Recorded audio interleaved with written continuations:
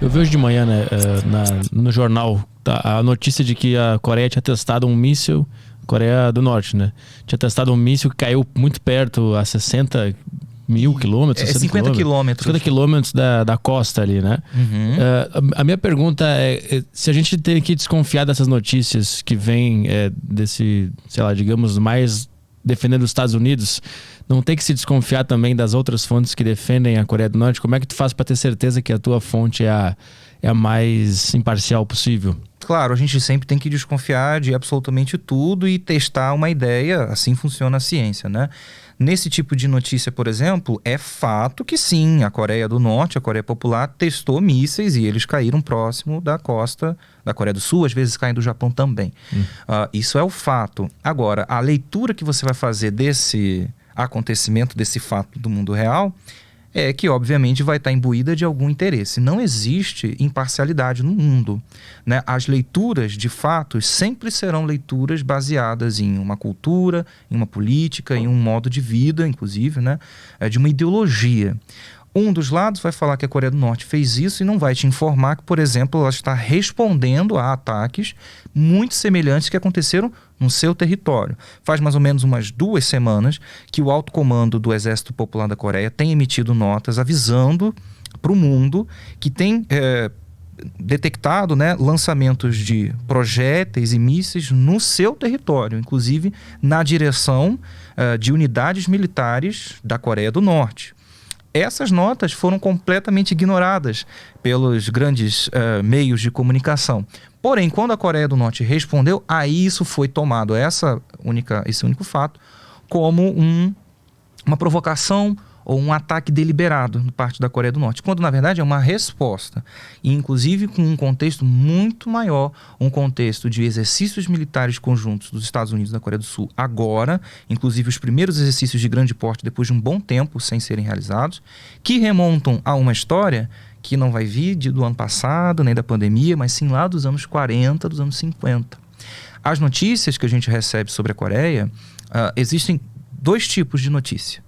Notícias completamente falsas, e essas notícias completamente falsas a gente pode falar daqui a pouco mais assim especificamente por que elas acontecem, como elas tão facilmente chegam e são difundidas, e outras notícias que são fatos reais, porém com leituras feitas a partir das lentes que nós temos aqui nesse hemisfério político do mundo no Ocidente, um hemisfério político dominado pelos Estados Unidos, pelo pensamento da Europa Ocidental, que, é claro, enxerga a Coreia do Norte como um inimigo, como um obstáculo a um projeto de dominação geopolítica daquela região, até porque a Coreia do Norte teve ou a grande felicidade ou grande infelicidade de ter se desenvolvido, né, o povo coreano nasceu e ali vive no meio de gigantes.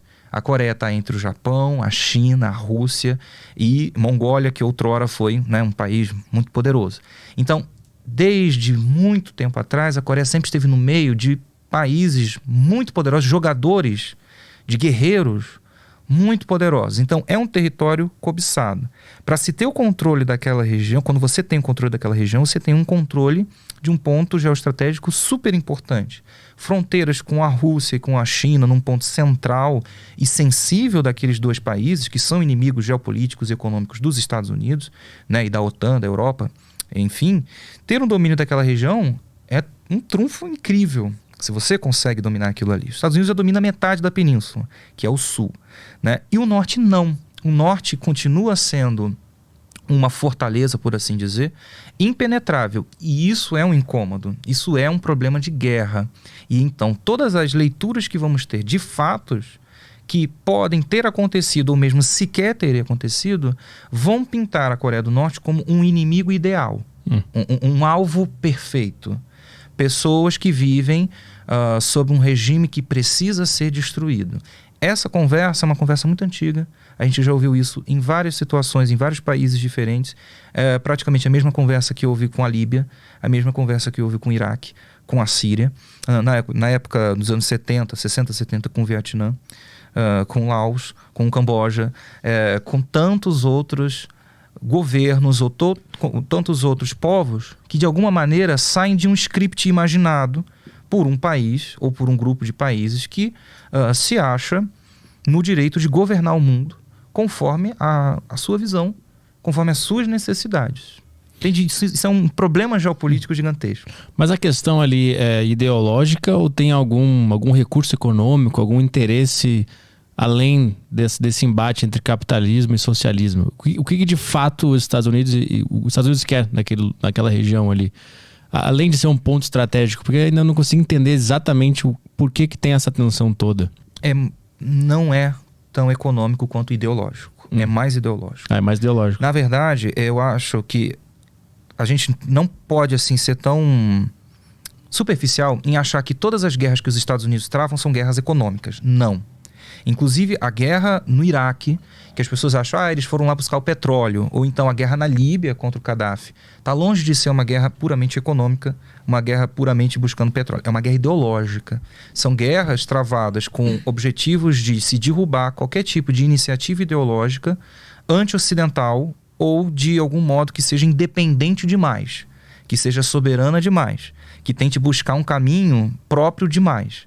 Né? Então, existe o discurso econômico, claro, mas no caso da Coreia, principalmente, é muito mais ideológico. É um sistema político e econômico que funciona de modo bem saudável, eu diria, há mais de 70 anos, que representa um perigo para a região. Como você mesmo já percebeu, além do ponto geoestratégico, que isso é muito óbvio, mas a questão é ideológica. Economicamente, também, mas eu diria que isso fica para segundo plano. A Coreia do Norte é um país extremamente rico em recursos minerais, por exemplo. É uma das maiores reservas mundiais de terras raras, que é algo importante, inclusive para a indústria da tecnologia. Hoje em dia, que é uma indústria que tem demandas cada vez maiores e fontes cada vez menores, né? Então, a Coreia do Norte representa digamos, do ponto de vista econômico, isso é muito interessante. Mas isso está longe de ser o real foco. A questão é política e ideológica. O que acontece ali, que é uma coisa que precisa ser eliminada, precisa ser destruída. Porque se a gente vê que funciona, a gente vai ter um outro sistema possível de ser aplicado na sociedade. E aí eles tentam apagar o máximo possível para ninguém enxergar isso, Perfeito. Em parte, sim. E por quê? A Coreia do Norte é um exemplo. Quando ela consegue passar por dificuldades imensas, bloqueios, sanções, cercos militares, sufocamento de todas as maneiras, e também uma perseguição, quase uma caça às bruxas, do ponto de vista cultural, e mesmo assim ela consegue passar por tudo isso, quase intocada, quase praticamente sem nenhum arranhão, do ponto de vista da unidade nacional que existe lá dentro, das determinações políticas que são seguidas, que são objetivos que são alcançados e depois redobrados adiante. Isso é um sinal, isso é uma mensagem que a Coreia do Norte envia muito. Então é importante apagar essa mensagem. É importante deixar bem claro que aquilo não dá certo. E a gente acredita que a Coreia do Norte não dá certo, que está fracassada, falida, mas a gente não consegue, por exemplo, observar que a Coreia do Norte é um país onde as pessoas estão no poder, os trabalhadores, os camponeses, intelectuais e soldados estão no poder de forma direta e não de forma indireta. É um país onde não há, por exemplo, a exploração do trabalho por meio privado. Não existem pessoas que são donas de conglomerados industriais, patrões, chefes. Não. É um país que funciona com conselhos de trabalhadores, com cooperativas agrícolas, com cooperativas nas fábricas, onde toda a propriedade, todos os meios de produção são coletivos, são do Estado, pertencem a todos. Né? Onde as necessidades da população são políticas de Estado, não são promessas de campanha. Né? São reais políticas de Estado, constitucionalmente garantidas e cumpridas.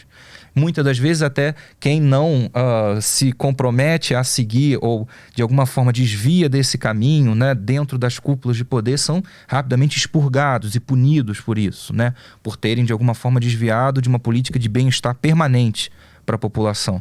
Então, é importante para os Estados Unidos, sua hegemonia cultural, política e econômica, mostrar que um modelo socialista de trabalhadores camponeses e intelectuais não funciona. É um fracasso muito grande e é uma coisa a ser, novamente, apagada. Mas, além disso, existe, é claro, além de temos que esconder isso para que as pessoas não vejam como um exemplo de novo, a gente esbarra na questão de orgulho de uma guerra. Os Estados Unidos precisam concluir essa guerra. É a primeira guerra que os Estados Unidos perdem na Coreia, né? Isso nunca tinha acontecido para eles. É uma coisa difícil para eles de aceitar e de engolir que um país minúsculo, do tamanho de Roraima, com 25 milhões de pessoas, e um PIB patético perto do PIB dos Estados Unidos, um PIB comparado a alguns estados do Brasil, consegue manter e impor uma frente de batalha por 70 anos e não arredar o pé dessa posição. Pelo contrário, consegue dobrar o inimigo, que não é qualquer inimigo, é o mais poderoso império que o mundo já viu, né? É um império que gasta metade do orçamento global de defesa com sua única e própria defesa. Os Estados Unidos gastam aí bilhões de dólares por ano com sua defesa, e a pequena Coreia do Norte não chega nem perto desse orçamento e conseguiu alcançar um status de igualdade do ponto de vista do diálogo e da capacidade de ataque nuclear também.